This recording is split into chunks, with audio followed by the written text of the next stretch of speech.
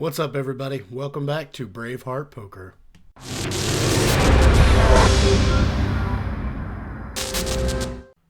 All right, here we are at the Aria in Las Vegas. We are going to play a 5-10 session while we wait for a 2-5 seat to open up. We're buying in short for only 1,000, so let's hope we can run good while we wait for our seat in the 2-5. All right away we're getting into the action with Ace-Jack offsuit. I 3-bet to 90 with Ace-Jack off, especially in late position. If I get raised pre-flop, I know I can just dump it, and if we get called, it's not a terrible hand, and sometimes we can win by being the initial aggressor. So I'd rather go to the flop as the initial aggressor than to be just to be calling behind, and I like to get some of the rubbish out pre-flop. And, like I said, when you get raised, it's just time to fold it. And we did get raised, and so it is just time to fold that one. The very next hand, we have the Magnets, Pocket Kings, hoping for some action here. I raised to 100. We do get the small blind to come along here. And so we are hoping not to attract an ace on this flop, hoping for a good one, and it does come clean. So when the small blind checks it over and I see bet for just over half pot of 130, the player asks how big my stack is. He asked if I had any big chips behind the $10 chips, and I was like, no, this is what I got. And this is the first downfall of playing a shorter stack. The opponent didn't feel like he had the implied odds to continue here, considering that I only had something like 800 or 900 behind. So he thought about it for a while, and I think if I had a bigger stack, he would have come along at least with a call, but alas, I did not have a very big stack, so he does end up making a fold here. And so we didn't get paid as much as we probably could have here, but part of the risk reward of buying in small in a larger game. So no call here. Here in this next one, we have Ace King, and we open to 40, and our friend on our left, who's super nice guy, super cool, like playing with him, he raises to 140, and we've got 1,000 or 1,100. Nice shot on my arm there. And so we could raise to 350, but I just jam it in there, and he snap folds. If we raise to like 350 or something like that, we're pretty much committed anyway, and this way we are at least guaranteed to see 5 cards. So I jam and he snap folds, and we make the 155 profit without having to go to a flop. This next one is crazy, okay? It's crazy. We are in the big blind, and the under the gun player raised to 30, and then the +1 player raised to 60, and then there were 3 calls behind that to me. Now, I could have called the 60 and set mine with pocket 9s, but I chose to go the higher variance route, and I raised it to 300. Upon doing this, our friend to our left makes the call for 300, and then the +1 player jams all in for something like 3,500, which doesn't affect me in that it's 3,500 because we're about 1,140 effective. So, oh man, I don't know. What do you guys think? Should I call all in for 1,140 effective given all the dead money, or should I be making the fold? I don't know. Should I think personally, looking back on the hand, maybe I should have just set mine with the 9s. I do end up jamming when it gets to me. I think that with all the dead money in there, plus the 300 from the under the gun player, plus my 300, and the fact that I'm short stack, I think that it's fine to jam here, considering all the money that was already in there. Just hoping to be up against Ace King twice. Yeah, really hoping not to be up against another pair. I don't know. Maybe that's wishful thinking. I don't know. Sometimes it's hard to figure out if you should be bullied when players know that you're not as comfortable in higher stakes. I chose not to be bullied this hand. Maybe it works out. Who knows? Our friend to our left does end up making the call, and so it's a three-way all-in for a $3,600 pot.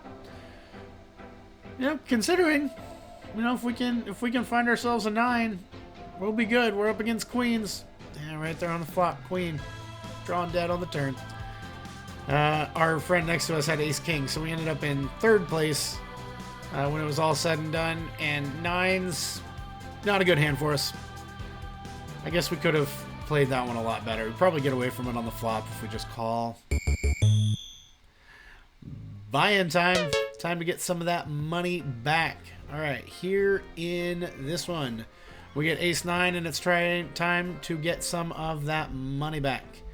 I raised pre-flop. I got a caller on the flop. I c-bet for 40. He calls once again. I'm pretty much giving up now, and I'm in position, so when he checks, I check back, hoping to hit an ace. The river comes a 5. He checks once again, and I announce I've got ace high, and he said, yep, that's good. So we take down a little one here with just ace high. It's always nice. All right. Buckle in for this one. We've got pocket 10s. Let's see if 10s are going to be significantly better than pocket 9s, because 9s are not working for me today. So here with pocket 10s, we raise to 110, and we get 3 callers. So going 4 ways to a flop and 1 over. So it could be better, could be worse. When it checks to me, I decide to make a $220 c-bet. Hoping just to get folds and to take down the money. Our buddy folds to our left, but the button decides to raise to 500. Yeah, we only have 720 total, so we just stick it in there. It's only 220 more, and he doesn't snap call, so we've probably got the best hand. I can't imagine us not having the best hand when he doesn't snap call for 210 more. It looks like he just got caught trying to push me out of it. And I wasn't going to be bullied this hand, and hopefully this hand was the time to not be bullied. He does eventually make the call. He was just way too good at pot odds to not call. So here we are in an almost $1,900 pot. And let's see if we can hold, if we're even ahead. He could have jacks or queens that he, didn't like the jam. Turns 4, rivers 5. I said 1 pair. He said king. I said no. And then I showed it, and he said, yeah, it's good anyway. So it sounds like he had pocket 9s, or he had a hand containing an 8 in it. So now that we're almost back to even, it's time to try and play some bigger pots. Here with pocket 7s, we close the action 4 ways of $120 a piece, and absolutely every time, if you're closing action for $120, you can call with pocket 7s here. And set mine. This time we don't hit a set. It does check through though, which is nice. Free shot at hitting a 7, or maybe we're ahead if we can get a smaller card. Nothing over the 10, but unfortunately it's a jack, which means that I'm not going to be putting in money here. I check, and our buddy bets 300. The guy on my left was cool, and the guy on my right was the DGen dentist, and he was super cool too. I had a lot of fun playing with both those guys. We just fold that one. No sense sticking around. Here in this one, we've got somewhat of a premium. We've got ace-queen suited, and we aren't out of position though, so I just make the call for 210, and we're 3 ways to a flop, which comes pretty terrible. No diamond. King in there. King's like the worst card to come out. Ace king, gets there. All the pocket pairs are still ahead of us. We've got no real draws to speak of, so when he c-bets, we just fold. Here on this next hand, I'm going to let the table talk play for itself, because it was actually really, really good table talk. Just to give you some background, I am racked up, and I'm about to move to 2-5, where everyone knows I'm more comfortable. And so this next hand, plays a little bit funny. I'll let you watch the action. And enjoy. Oh, I just thought it was all coming in. Me too. It will. They will. Whoa, don't influence my actions, sir. I'm just flying the wall. They should play just in 2 cars. It really doesn't matter. It's gonna look strong, no matter what. SB1 55 PLO. I'm just giving a shit. No consideration if I'm gonna re-raise it now. Yeah.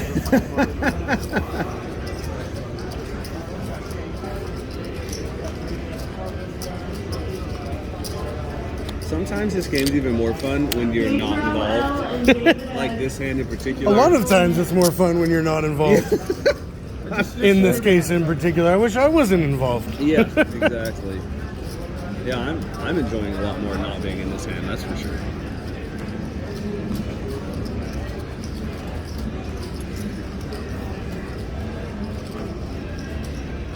There we go. Final call, Glenn D and Pedro L, 2-5 no limit. Max C and Ryo, 2-5 no limit.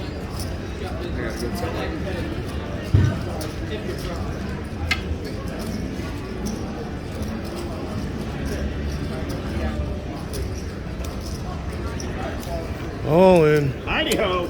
Good luck, man. Thanks. Eric W, 2-5 no limit. No! Did you really rip it? I had to erase that I already had 100 in there. We were joking. 2-5 no limit. No, it's fine. No. I'm sorry. I thought somebody had said ice. Okay. Whatever you want. It's up to you. Your call. 2. 2 times. Ace, queen, ace. Come on, buddy. Give him the jack. Give him the jack. Keep them low. Give him the jack. Keep them low. No reaction down there. Jack. There it is. Quads. Okay, I'm gonna win the second one, He's sir. got quads there. Yeah, you win both. You win both. That's good. Dude, I Oh, told man. you. Look, you follow the rules, you get paid off. Yeah. That works. Quads, dude. You got the board. Would you be offended if I still left? You can be honest. I'll stay if you say you want me to stay. I don't have anything about it. Dude.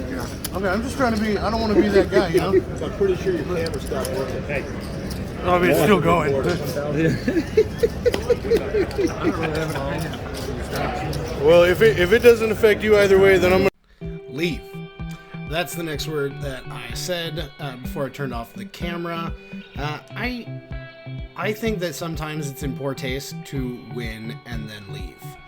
I always try and make sure that if I win a big pot, that I remain around to give action back to players who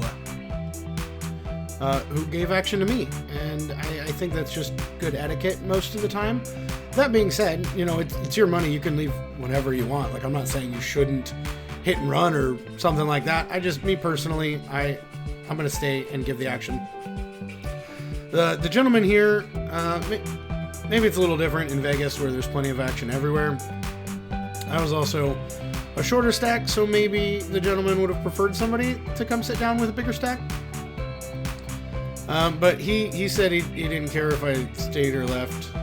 So I just decided to take my seat at the 2-5 like I was planning on doing anyway, and I didn't feel too bad about it considering, you know, he didn't care and that my seat was going to be filled by somebody else right away. Anyway, so just my 2 cents on that. So we did manage to book a decent win at the 5-10 game, and I will give you a full 2-session cash out on the next video because I've got all the footage for the 2-5 game, so that's going to be the next video. And yeah, let's see if we can book a win on the day. I'm not going to spoil anything yet, but in the 2-5 or in the 5-10 game rather, we did book the win, and yeah, we made money, and it felt good to do so, and it really felt good to make that call with the pocket jacks, considering that it was like the 4th nuts and we could have been flipping with a bunch of other hands. So it was nice to hit the quads. It was really nice of the guys next to me to be rooting for me. If you heard in the video, one of them was calling, the DGen dentist, he was calling for a jack.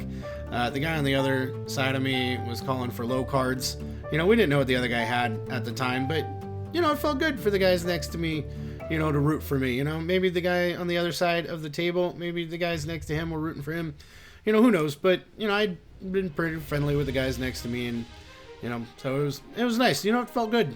You know, hearing that back and hearing them rooting for me, because in the moment, you know, I was just kind of in it. You know, a little bit stressed out. You know, I was all in for a second bullet, and you know, if I had lost, it would have been, you know, kind of devastating. Not terrible, you know, it's the way poker goes, but yeah, I was definitely sweating it a little bit.